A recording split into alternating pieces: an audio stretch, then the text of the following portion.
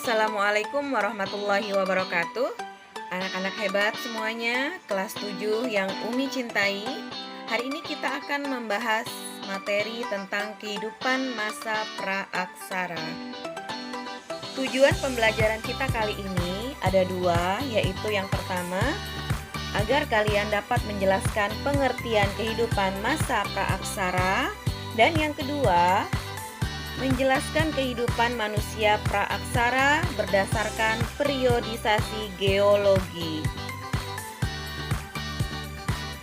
Sebelum manusia hidup dalam zaman modern yang serba maju, terdapat saat-saat di mana manusia hidup pada masa yang serba terbatas. Manusia memiliki kehidupan yang sangat menantang, di antaranya ketika mereka belum menemukan listrik sebagai sumber tenaga, logam sebagai material untuk membantu kehidupan sehari-hari, aksara sebagai alat untuk membagi dan mengembangkan ilmu pengetahuan. Sehingga proses manusia sampai pada kehidupan modern yang serba mudah ini sangat panjang dan sangat menantang. Selanjutnya, kita bisa lihat bahwa masa prasejarah, praaksara atau nirkela, sebutan untuk menunjuk pada zaman di mana masyarakat manusia belum memiliki tulisan sebagai alat komunikasi. Masa prasejarah, praaksara atau nirkela juga disebut sebagai masa di mana belum ada tulisan.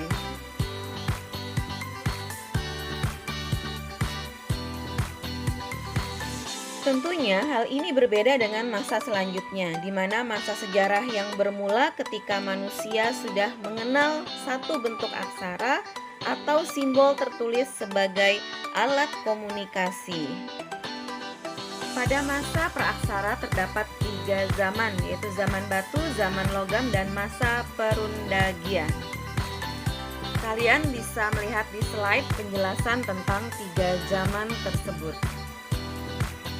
Masa yang disebut praaksara dimulai sejak umat manusia diketahui berhasil membuat dan menggunakan peralatan dari batu, dan berakhir ketika manusia purba menemukan sistem tulisan. Berakhirnya masa praaksara tidak sama bagi tiap-tiap bangsa di dunia. Bangsa Mesir dan Mesopotamia, mereka memasuki masa sejarah atau aksara setelah menemukan dan mengembangkan aksara tulis. Masyarakat di Kepulauan Indonesia diketahui mulai meninggalkan masa praaksara dengan mengenal tulisan sekitar abad ke-5. Nah, hal tersebut ditunjukkan dari penemuan peninggalan masa lalu berbentuk 7 buah yupa yang ditemukan di Muara Kaman, Kalimantan Timur dalam bentuk batu tertulis. Yupa tersebut didirikan oleh kaum Brahmana saat itu untuk mengucapkan terima kasih kepada Raja Mulawarman yang baik hati karena memberikan sumbangan hewan sapi yang banyak kepada kaum Brahmana. Yupa atau monumen batu bertuliskan huruf Palawa dalam bahasa Sanskerta menunjukkan bahwa masyarakat Indonesia dapat dikatakan telah meninggalkan masa praaksara pada abad ke-5 Masehi. Meskipun ini tidak terjadi di seluruh wilayah Indonesia, karena seperti yang telah dijelaskan bahwa masyarakat di Papua baru meninggalkan masa prasejarah ketika tahun 1900-an. Selanjutnya, kehidupan berdasarkan periodisasi geologi. Geologi adalah ilmu yang mempelajari mengenai apa yang terkandung dalam bumi secara keseluruhan, tentang komposisi, struktur, proses, dan yang lainnya. Melalui ilmu geologi diketahui ada 4 pembagian atau pembabakan zaman selama masa praaksara, dimulai sejak belum ada kehidupan di muka bumi hingga muncul manusia. 4 pembabakan zaman pada masa praaksara bisa kita lihat di slide, ada penjelasannya juga. Kalian bisa simak, kalian bisa baca ya. Ada zaman arkaikum atau zaman tertua, yaitu zaman ketika kulit bumi masih sangat panas. Yang kedua yaitu zaman Paleozoikum. Pada zaman ini suhu permukaan bumi sudah mulai turun dengan ditandai pembentukan kutub iklim.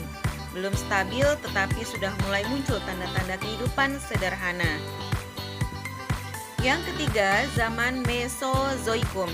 Zaman ini ditandai dengan mulai stabilnya iklim bumi. Kehidupan makhluk di bumi makin berkembang dan bahkan mencapai ukuran yang besar.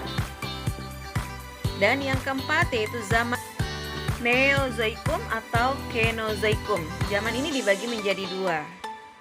Kemudian pada zaman Tertier, jenis-jenis reptil besar seperti dinosaurus mulai punah dan bumi didominasi oleh hewan-hewan besar yang menyusui atau mamalia. Kalian bisa baca kembali, lihat slide ya. Selanjutnya silahkan disimak aktivitas atau tugas, yaitu sebutkan dan jelaskan 4 pembabakan zaman. Kalian bisa melihat atau membaca buku kalian, buku IPS, dan di sana ada penjelasan yang lebih detail agar pemahaman kalian bisa lebih dalam. Terus belajar terus, semangat. Sampai jumpa di pertemuan berikutnya. Assalamualaikum warahmatullahi wabarakatuh.